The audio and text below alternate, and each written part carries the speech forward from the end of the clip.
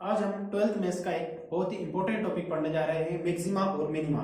Maxima और minima को यहाँ पर हम एक कर्व से समझेंगे कि जब कर्व इंक्रीजिंग से डिक्रीजिंग में चेंज होता है, जब कर्व इंक्रीजिंग से डिक्रीजिंग में चेंज होता है, वो ये जिस पॉइंट से चेंज होता है उस पॉइंट को यहाँ पर हम मैक्सिमा कहते हैं।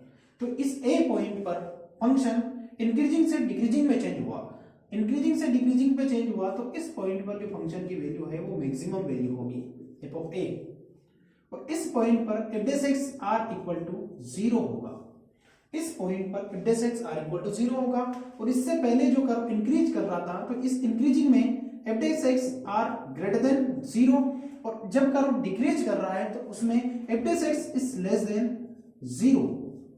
इसी प्रकार जब हम आगे बढ़ेंगे कि ये कर्व जब डिक्रीज कर रहा है तो डिक्रीजिंग से जब ये इंक्रीजिंग में चेंज होगा, डिक्रीजिंग से इंक्रीजिंग में चेंज होगा, तो ये एक पॉइंट से चेंज होता है, इस पॉइंट को हम मिनिमा कहते हैं। मिनिमा पॉइंट पर फंक्शन की जो वैल्यू है वो मिनिमम वैल्यू होगी एफ ऑफ बी।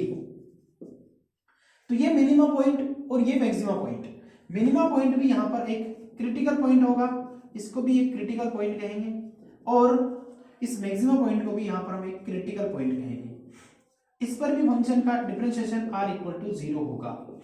फंक्शन का differentiation r equal to 0, it means इस पॉइंट पर ड्रॉ की गई टेंजेंट और इस पॉइंट पर ड्रॉ की गई टेंजेंट x एक्सिस के पैरेलल होगी, x एक्सिस के पैरेलल होगी, और इस पॉइंट को हम यहाँ पर मैक्सिमा या मिनिमा कहते हैं। एक कर्व में एक से ज्यादा मैक्सिमा और एक से ज्यादा मिनिमा भी हो सकते हैं।